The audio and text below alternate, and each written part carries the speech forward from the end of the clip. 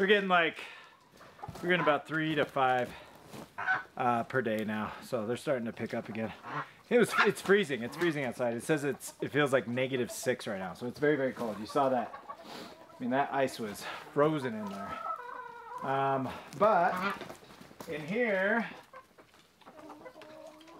yeah, we're about 28 degrees in here. That sun coming in, it's great. It's great for. All right, so this is Zala. Today is, unfortunately, this is her last day with us. We've decided to put her down. I don't know if you saw her there. She's walking sideways and she's old. She's 15. She's almost 16 years old. So she's lived a great life. Eating scraps. I swear, bringing her out here 4 years ago definitely added some years to her life. She loved it out here, running around, chasing rabbits, and being a dog. So yeah, super sad. I mean, she's our inside dog. We've had her as long as we've been married, so we got her the first year we were married. So it's sad. I mean, it's been a long time coming. I mean, I'm talking about it like it's not a big deal right now, but this afternoon's not gonna be fun. So it'll last, I don't know, she's definitely tempered down the last few months, and then the last month or so she's been pooping in the house and peeing in the house, and so this morning I woke up and she was just laying in her pee. It's sad. It's, you know, it's time. So one of those things, you know, we do all these things with all of our food animals, you know, our beef, our milk, our chickens, our pigs. Like our milk cow, she becomes almost like a dog, right? I mean, a pet. Well, Zala, she's been with us for, like I said, 15, 16 years. So I don't even know where I'm going with it. So it's crappy. It is what it is. It's part of it.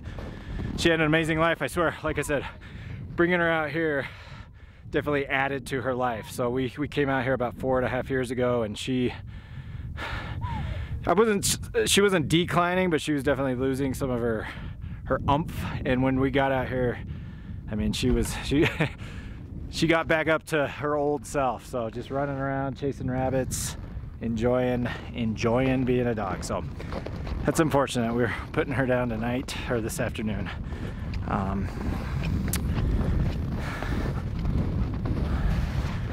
There you go.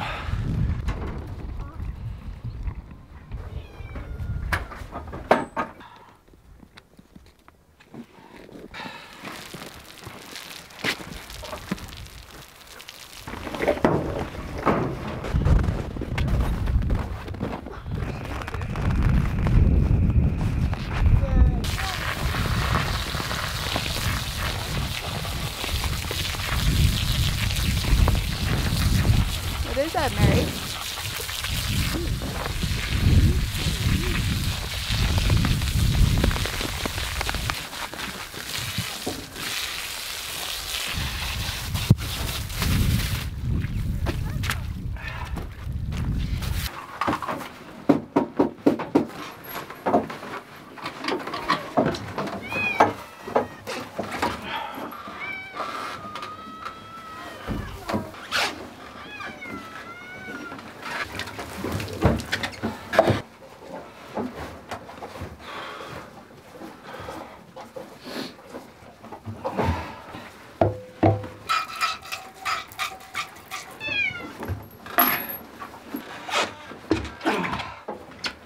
Okay, so a couple of items to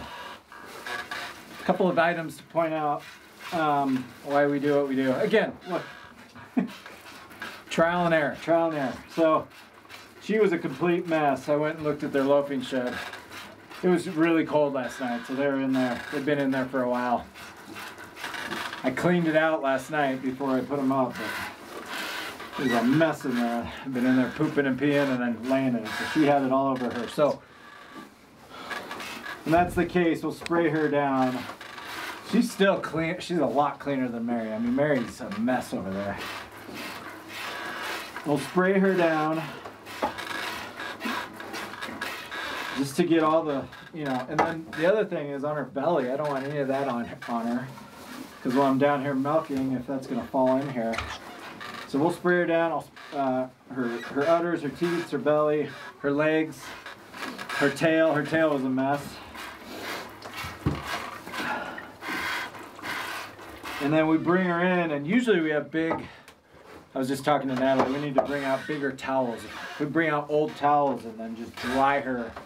The key, and you really want to dry everywhere. Is she gonna pee?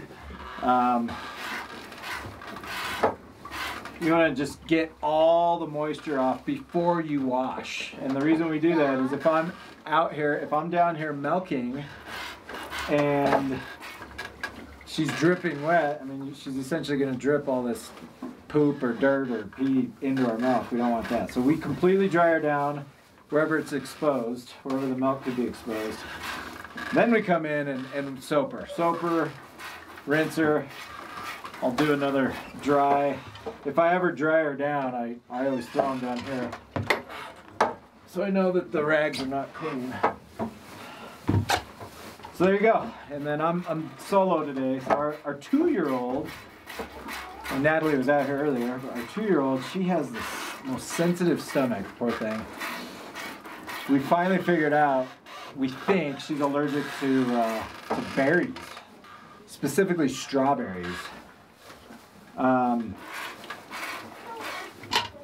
So somehow, I don't know, we gotta go back and see what happened this morning. But even just like a strawberry seed upsets her tummy and she throws up, poor thing.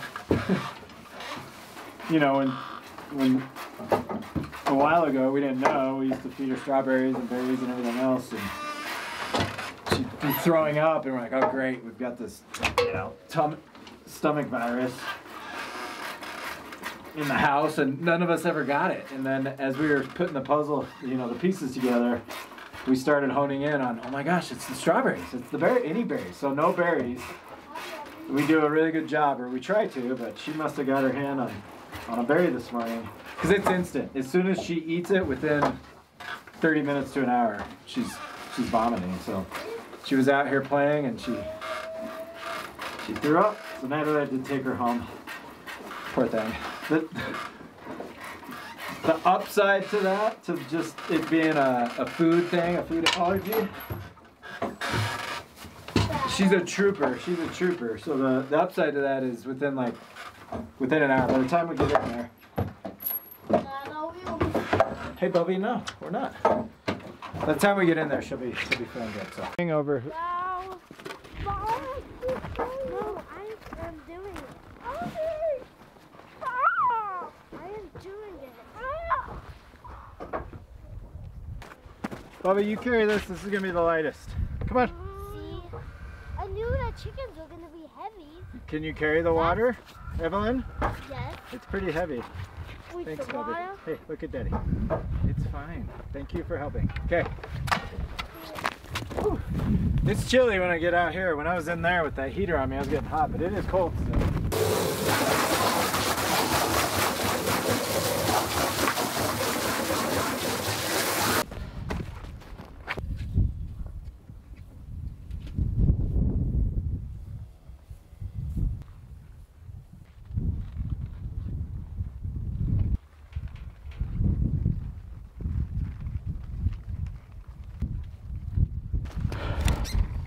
Okay, I want to point something else out I thought of. So, we've just gotten hammered with snow. So because of that, I'll take that wheelbarrow out as far as I can. Usually, we've got a snowy winter ahead of us. I think but in the past we haven't. It's cold, but I'm able to get the wheelbarrow out everywhere. So when the snow melts, ideally I would go up that hill, I'd go over here, I'd go everywhere, start spreading that hay. But because of just the conditions we've got, I can't get that wheelbarrow far enough. It'll get stuck. So I've been dropping hay right here.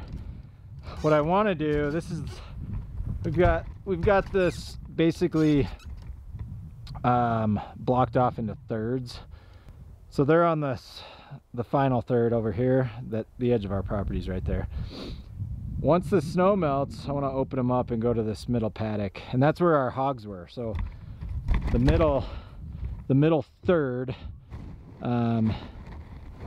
that's where the hogs were disturbing, and I mean, they were there for a long time. So that's where I really want to get these cows. Once the snow melts, I'll get them out there, start spreading hay over all the areas the pigs rooted up, and then the cows are going to do their thing. They're going to eat, they're going to spread the hay, they're going to leave excess hay, which will cover the ground, but then they're pooping and peeing, so fertilizing all the areas where the hogs were rooting up and finding dormant seed. It's an amazing thing. You use these animals in harmony, and you know, a year from now we're gonna have amazing grass for the cows to graze because of what we're doing right now. So you know, we've seen it the last couple of years. Anywhere the hogs were, they're rooting up all the just cruddy weeds and everything else we had out here, and then I ran the cows on top of them, not on top of them, after them, and threw the hay, you know, threw some flakes over the bare ground, and they did their thing. A year later, we had amazing grass for the cows. So it's a constant dance, I guess. So, all right, I am done. I'm gonna tidy up a few things, and wish you guys, hey, have an awesome day whenever you're watching this. Appreciate you guys. See you next time.